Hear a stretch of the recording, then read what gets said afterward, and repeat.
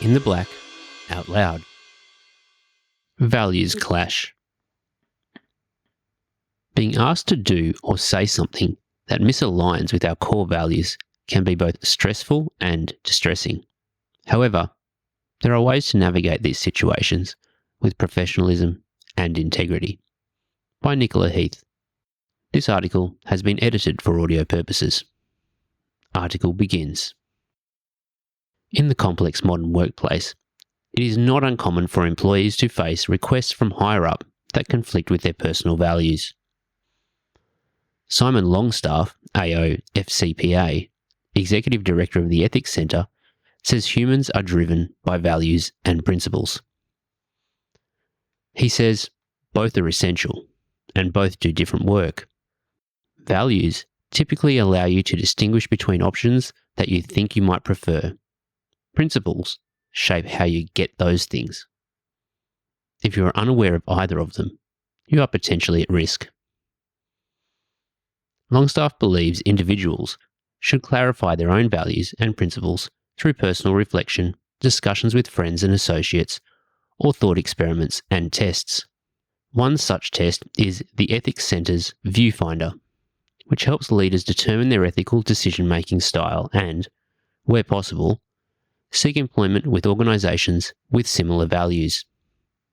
Longstaff says, when you work for an organisation, you are bound by duty to apply its values and principles, and if they are not consistent with your own, then it is likely to be a very unhappy relationship.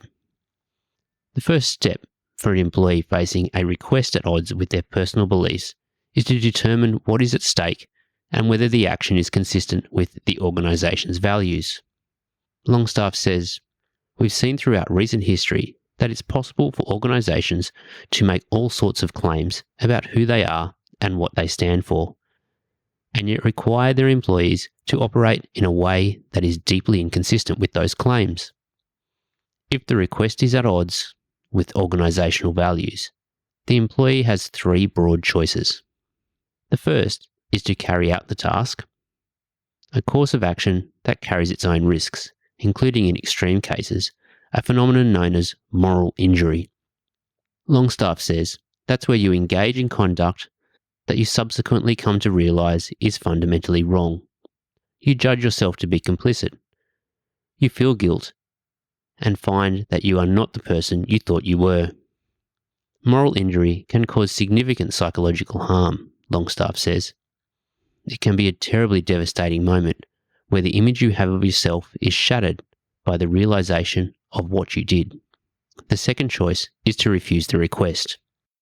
Options in this scenario include escalation to a senior staff member, whistleblowing, where provisions exist, or leaving the organisation. The third is to find a middle path, using agility, creativity, and courage to deliver the desired outcome. Longstaff says it doesn't have to destroy your career if you can come up with a neat solution that allows your manager to achieve the end they want without violating the values or principles of the company or the individual concerned, then it's not a risk to you. It's a massive opportunity because suddenly you look like a person who can navigate complexity and come up with practical solutions.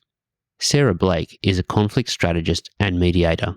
She says, a workplace with a healthy and safe culture should encourage employees to respectfully explore these points of difference or disagreements. But not all workplaces are equal, and not all managers are able to engage in difficult conversations. Blake advises, if safe, try to talk over the situation with the manager first, seek clarification about the task, and discuss how it aligns, or does not, with organisational values.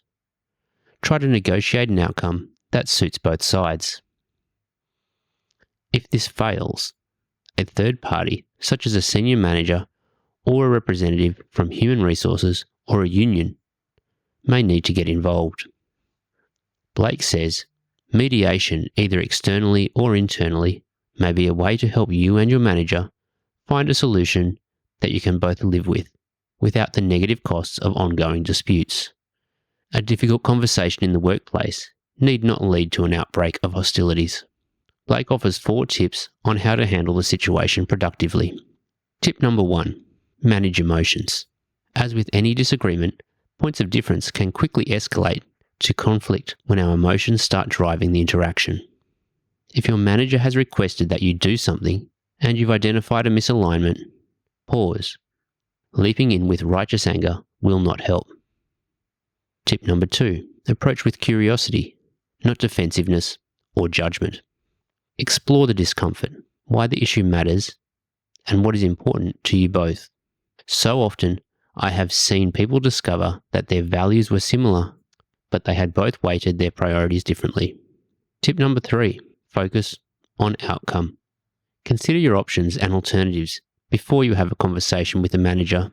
This way, instead of creating barriers or more problems for them, you are coming to them with solutions. This increases the chances of negotiating a workable solution together. Too often, employees come to their managers with demands or obstacles, which just increases frustration. If you frame your ideas in a way that works for you both, you are more likely to reach agreement. Lastly, tip number 4, understand each party's non-negotiables. These are the points on which you are not prepared to compromise. It's okay to disagree or differ on values, but you don't necessarily have the right to demand agreement. Rather than getting resentful or angry at this, try to reframe it as an opportunity to find a job that resonates and fulfills you. Holding on and trying to force change isn't always worth the cost. Sometimes we are better off moving forward rather than looking back.